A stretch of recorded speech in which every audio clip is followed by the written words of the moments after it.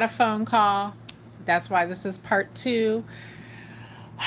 And it totally interrupted my life. I apologize. So if you haven't seen part one, you may want to go back and listen to that first.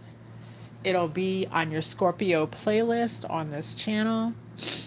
So that's going to be the last video on the Scorpio playlist, the part one of what your person is thinking about you, Scorpio. And so we're going to jump back into part two. And we're just going to keep on rolling here.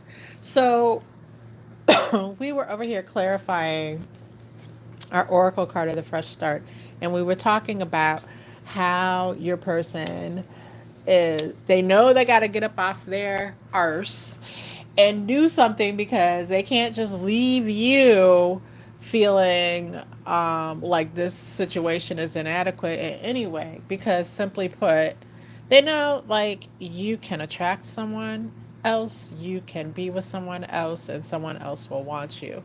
So they're motivated to come and do right in this situation, right?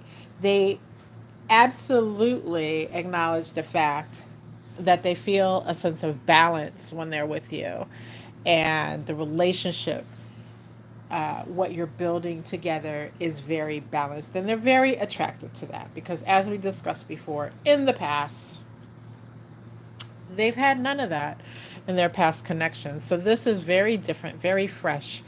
You have their full attention, and that is obvious.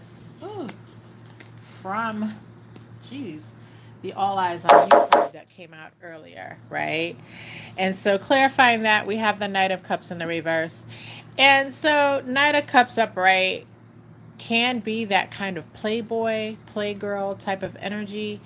And no, they're not running game on you. This is, to them, this is real. This is not for game.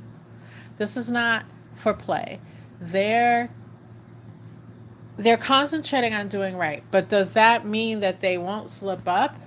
No, we're talking about someone who really feels like they have a lot of this Knight of Cups energy in them. And in the past, they've dealt in a player type of way. So does that mean that they're now going to be super perfect, super, no, they're human, right? So spirit's giving you the warning that while that excuse me, while that exists in them, they're doing everything they can to crush that down and make sure that that doesn't seep into this connection, because they really do have all eyes on you, Scorpio. They really do feel like you're ideal. Okay, that does not mean that a person cannot make mistakes. And so if you see anything, you should correct them. You should call it to their attention and make them aware that you know, and make them aware that you're not going to deal with it, right? That will go a long way here. And with the Seven of Cups, you're both seemingly very attractive people, but in this case, you see how everyone's vying over the central figure in this card. Like they all have a cup to offer and would like their attention. They see you as being attractive all the way around. And whether or not, I mean, I hope, Scorpio, you feel that way about yourself. But whether or not you feel as if you personally have that type of appeal, that's this person's perception of you, Scorpio. So they're very motivated here. Motivation is the key word over this whole reading. Your person is very motivated to do the right thing by you.